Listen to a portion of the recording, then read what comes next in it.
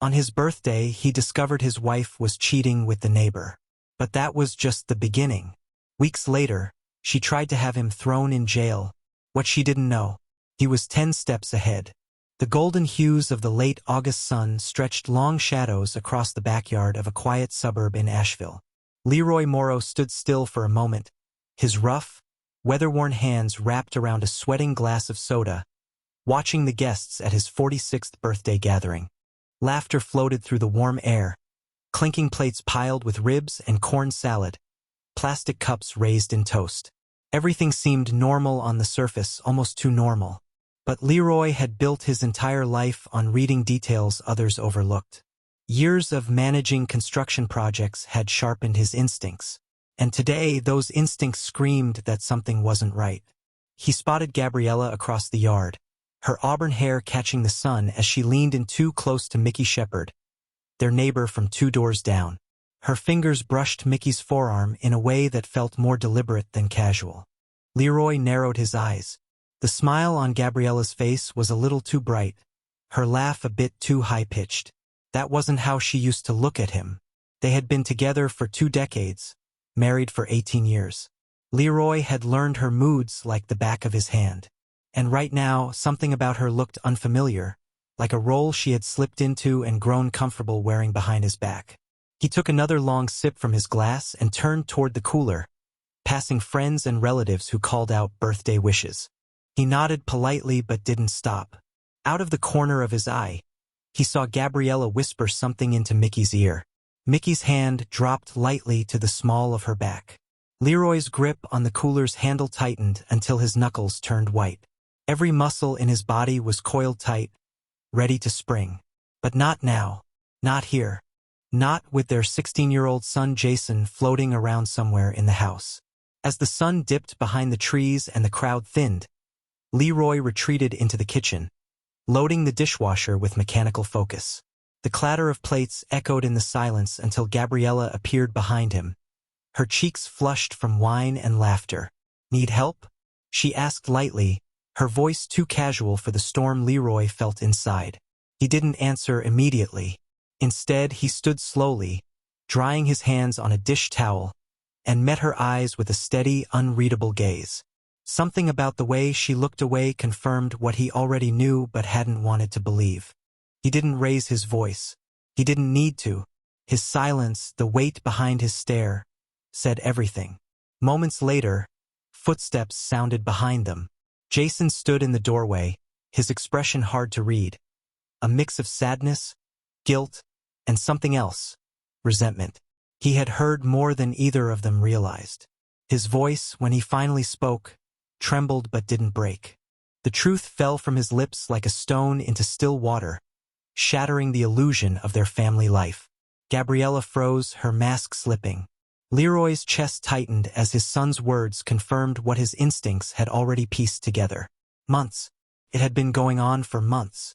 Without looking at either of them, Leroy left the room and stepped onto the porch. The night had fully fallen now, the air heavy with humidity and silence. The party was over. Not just the birthday celebration, but the life he thought he had. He walked back inside and calmly announced to the remaining guests that it was time to leave. Most complied without question, sensing the change in atmosphere. But Mickey, arrogant and emboldened by alcohol, lingered, trying to make small talk, pretending nothing was amiss. Leroy didn't respond. Instead, he disappeared into the garage. When he returned, he held a baseball bat, not swinging it, not threatening with it, but holding it like a quiet warning. Mickey backed away in a panic, his smirk vanishing. The sound of his shoes scuffing down the driveway faded into the dark. Later that night, the house stood in uneasy silence. Jason had gone to his room. Gabriella slammed the door to theirs. And Leroy? He sat at the kitchen table, papers spread before him. Credit card records, phone bills, withdrawals he hadn't authorized. He went through each one, methodically, like piecing together a job site after a collapse. When dawn broke over the quiet neighborhood, Leroy had a plan. He wasn't the type to scream or cause scenes. His strength was in focus, in resilience. He would face this like he faced every setback on the construction site, with logic, precision, and an unshakable will. He would protect his son, his home, and everything he had built. And he would make sure Gabriella and Mickey paid the price for trying to tear it down. Sleep never came that night. Leroy Morrow sat at the kitchen table long after the last guest had gone, surrounded by receipts, printed emails, and bank statements. He hadn't planned on digging through their finances until midnight, but once he started, the puzzle pieces wouldn't stop falling into place. Transfers to accounts he didn't recognize, unusual purchases, cash withdrawals during the same weeks Gabriella claimed to be helping her sister with errands. All of it formed a timeline that painted a picture he had refused to see. As the pale light of early morning crept through the windows, Leroy's tired eyes scanned the final page of a credit card statement. The evidence was clear. Gabriella hadn't just been unfaithful. She had been siphoning money into an account tied to Mickey Shepard. It wasn't only betrayal of the heart. It was financial deception. And now it was war.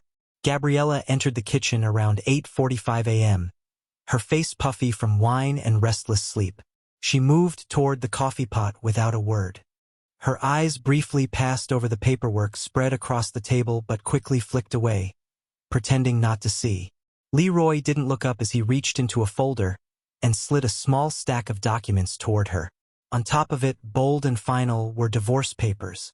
Her reaction was immediate: shock, then fury, then the venomous pride she often used to protect herself. She threatened to ruin him, to take everything. But Leroy had expected that. Without flinching, he presented the documented timeline of her behavior, the suspicious transfers, and a spreadsheet tracking funds she couldn't explain. That was when she wavered. Fear, real fear, passed across her face before she recovered her composure and denied everything. But the words felt hollow now. There was nothing left to save, and they both knew it. Just as Gabriella opened her mouth to lash out again, the front door slammed open. Mickey stumbled in, rage written across his face. The stench of alcohol clung to him. He accused Leroy of threatening Gabriella, his voice echoing through the house. But Leroy remained still, calm in the chaos. Years of laboring on construction sites had given him strength, not just physical but mental. Mickey's attempt at intimidation barely registered. When Mickey lunged, Leroy sidestepped him with quiet efficiency and had him on the ground within seconds, arm twisted behind his back. He leaned down, his voice steady and low, and delivered a message Mickey wouldn't forget. Leroy had evidence, not just of the affair, but of a financial trail that could land them both behind bars. They had 24 hours to make a decision: disappear quietly or face legal consequences far beyond a messy divorce. Mickey scrambled away, defeated. Gabriella stood by the wall, stunned, her previous bravado replaced by something closer to desperation. She looked at Leroy like she didn't recognize him, and maybe she didn't. The man she once manipulated had vanished overnight. Leroy turned to her, eyes cold. He told her she had until tomorrow to leave the house. She could stay with her sister or with Mickey. It didn't matter. What mattered was that she was no longer welcome here. When Gabriella finally asked what would happen to Jason, her voice lacked conviction. Leroy didn't hesitate. Jason would stay with him, unless she was ready to explain to a judge why an embezzler and an adulterer should have custody. She had no reply, only silence and a slow retreat upstairs. Later, Leroy checked on Jason, who was sitting at his desk, clearly trying to make sense of the chaos. The boy had seen and heard more than any teenager should. Leroy didn't push him to talk. Instead, he asked Jason to write down everything he remembered. Times, dates, conversations, any detail could be important. Jason nodded and agreed without hesitation. As his son worked upstairs, Leroy made the first of many phone calls. His lawyer was the first, then his company's legal advisor. There was no time for emotional collapse. He had to protect not just his family but his livelihood. The day moved forward like a freight train. Leroy showered, shaved, and dressed in clean work clothes. As he passed the guest room, he saw Gabriella frantically packing, stuffing belongings into bags without care. She paused when she noticed him, eyes red and swollen. She tried one final plea. Her voice cracked as she spoke of their years together, of love, of mistakes and second chances. But Leroy wasn't moved. He reminded her that years of marriage counted for alimony and for the judgment of the court. Beyond that, it meant nothing now. He headed toward the front door, briefcase in hand, pausing only to knock on Jason's door. He asked if his son would be all right while he went to the office. Jason nodded, stronger than most boys his age, but visibly shaken. Leroy told him he was proud, and meant it. Driving through the city, Leroy reviewed every next step in his mind like a blueprint. He had to freeze joint accounts, update access permissions, and tighten company security. He would have to brace himself for the next wave of trouble. Gabriella and Mickey weren't finished. Not yet. But Leroy was no longer caught off guard. This was his domain now. He was building something new from the rubble they had left behind. By the time Leroy Morrow arrived at the headquarters of Morrow Finch Construction, the city was already buzzing with weekday urgency. The building's familiar steel and glass facade felt colder than usual. Inside, the halls were quiet, but not peaceful. Something hung in the air, a tension Leroy hadn't felt in years. Stanley Voss, the company's co-founder and longtime mentor, met him at the door of the executive wing. No handshake, no pleasantries, just a look of deep concern etched across his face. They stepped into the conference room, where a thick file sat on the table, the edges worn from being passed around by too many nervous hands. Without ceremony, Stanley opened the folder and explained the situation. A rival company, Northwind Projects Incorporated, had filed a formal lawsuit against Morrow Finch. The accusation was serious: intellectual property theft. Northwind claimed that design concepts from their high-profile Eastlake Center project had been stolen and used in Morrow Finch's own development plans for the upcoming Green River complex. Leroy's stomach turned. The Green River job was the firm's most ambitious undertaking in a decade. If they lost the contract, or worse, lost the case, the entire company could be crippled. He listened in silence, reading the documents while Stanley briefed him.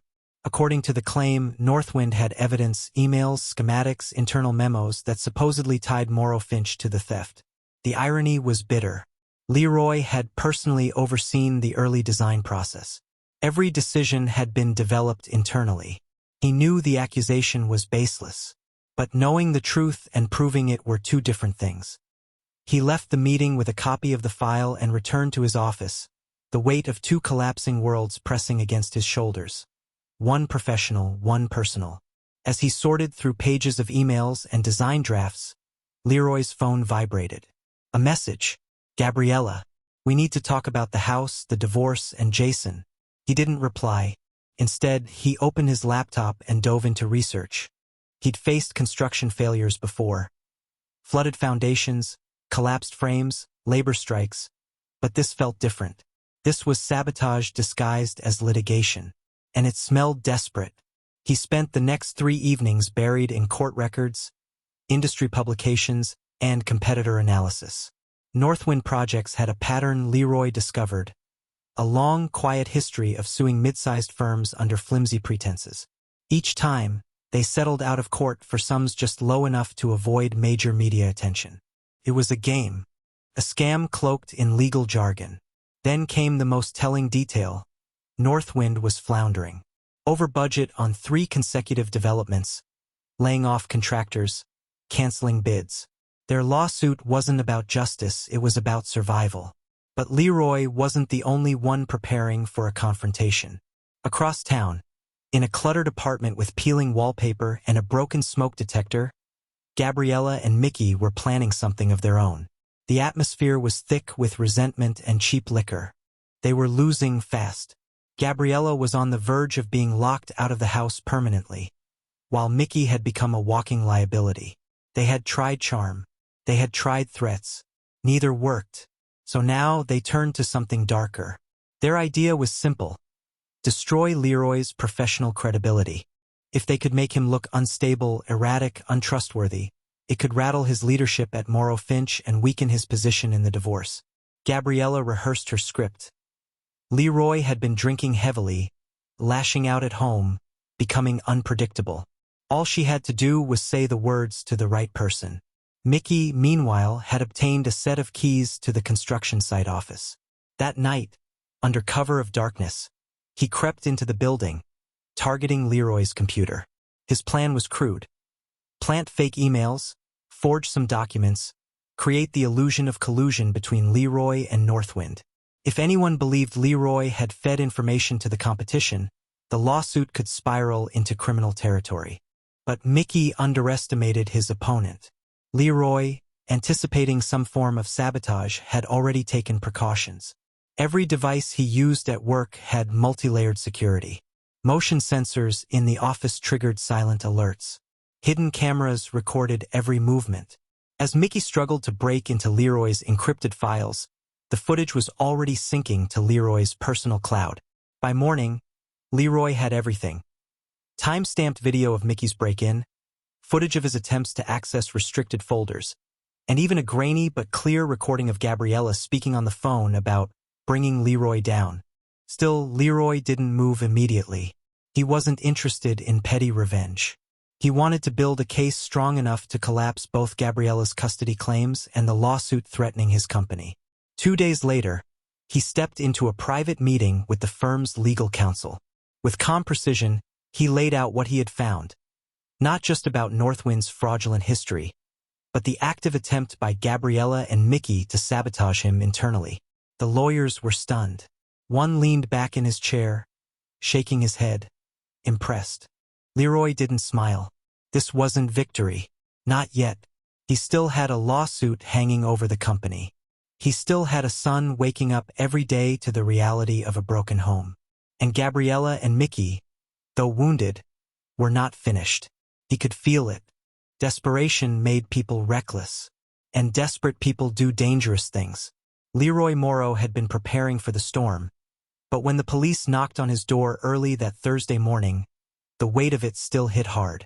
Standing behind the two officers was Jason, his face pale, confusion and fear flickering in his eyes. Leroy's chest tightened, not from guilt, but from anger at how far Gabriella and Mickey were willing to go. The officers were courteous, professional. They asked him to answer some questions regarding an alleged assault on Mickey Shepard. According to the report, Leroy had attacked Mickey late the previous night in an unprovoked outburst. Gabriella had corroborated the claim, painting Leroy as an unstable, aggressive man spiraling under pressure. Leroy didn't argue. He invited them in, his voice even, his posture calm. Jason hovered in the hallway, uncertain, but Leroy gave him a nod of reassurance. This wasn't the beginning of his downfall. It was the beginning of the end for the people trying to destroy him. He led the officers into his home office. The room was sterile and meticulously organized. On one of the monitors, Leroy opened a series of video files, clear footage from the hidden cameras he had installed weeks earlier.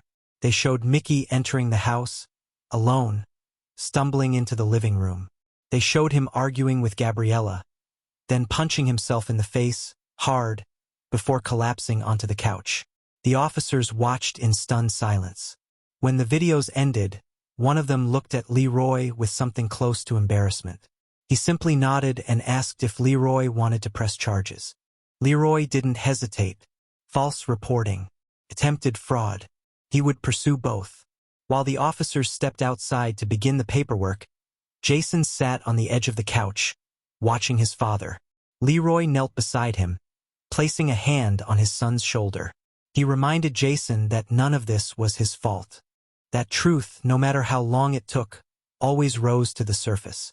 Across town, Gabriella and Mickey were still celebrating their supposed victory when the knock came. But instead of the praise or validation they were expecting, they were met by 2 uniformed officers and Leroy's attorney. The truth arrived wrapped in handcuffs and legal threats. Gabriella's tears began the moment she realized they were cornered. Mickey, as always, tried to spin the story, only to crumble when faced with hard evidence. Paper trails, emails, and video footage.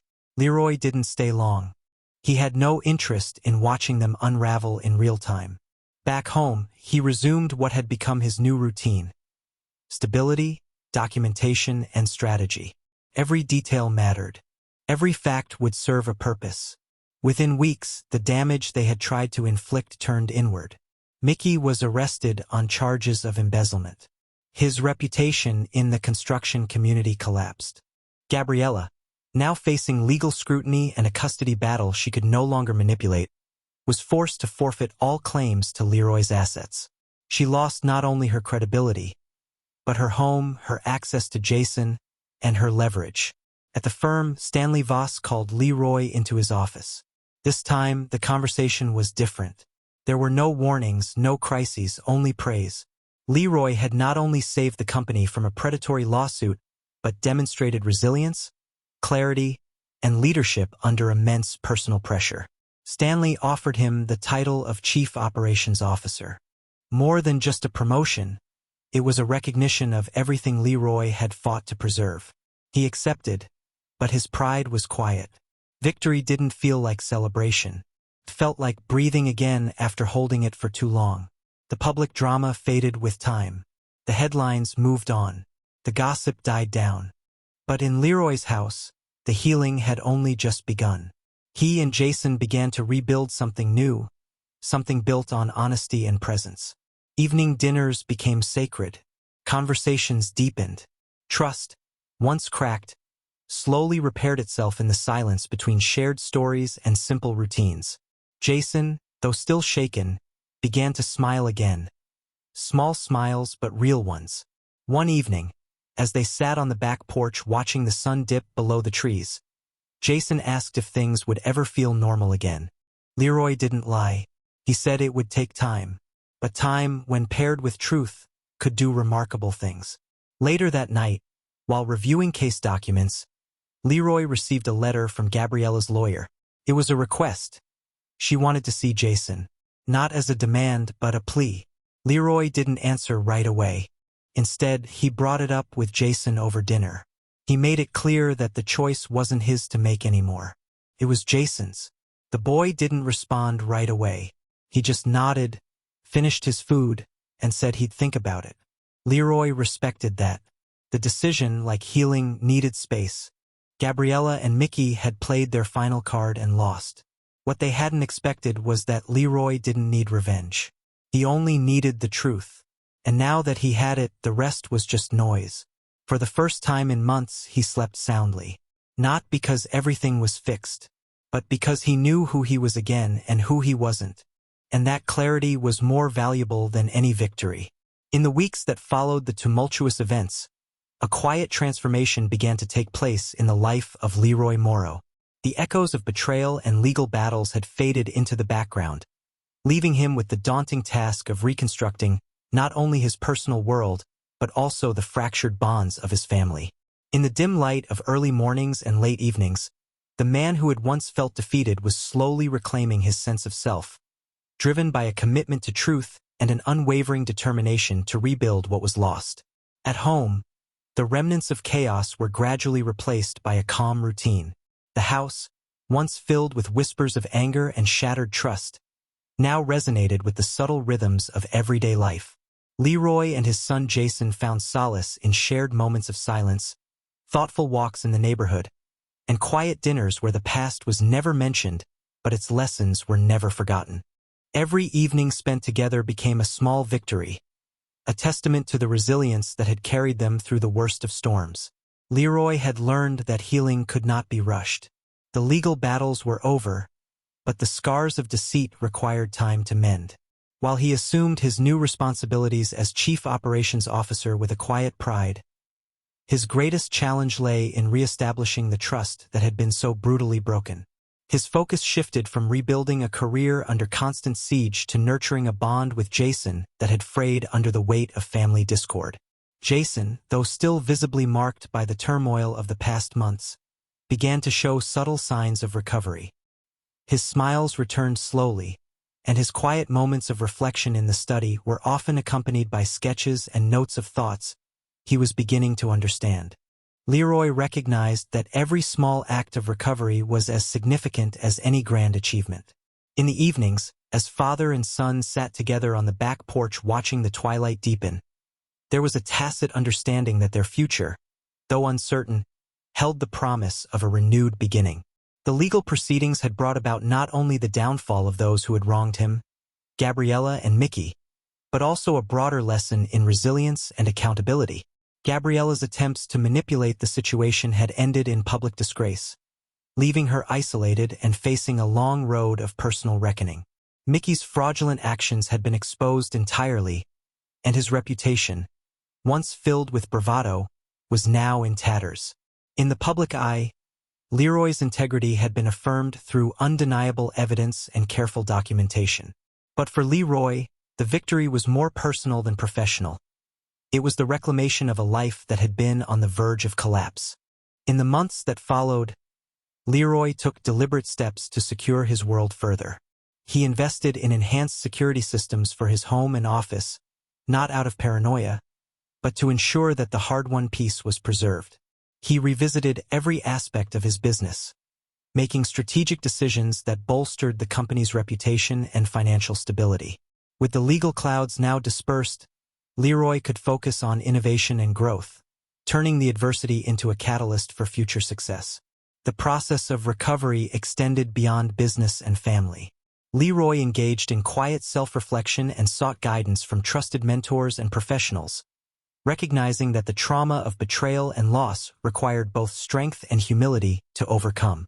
He began to explore new hobbies, simple pleasures that reconnected him with the world outside the confines of his past struggles. Long walks, evenings spent reading, and moments of introspection in a small garden he had cultivated all contributed to a subtle reawakening of a self that had been dormant under the weight of responsibility and hurt. Even as life steadily moved forward, the specter of the past remained a silent teacher. Leroy understood that rebuilding trust was not about erasing memories but about learning from them. He spoke sparingly about the ordeal with those close to him, choosing instead to channel his energy into building a future defined by transparency, accountability, and compassion.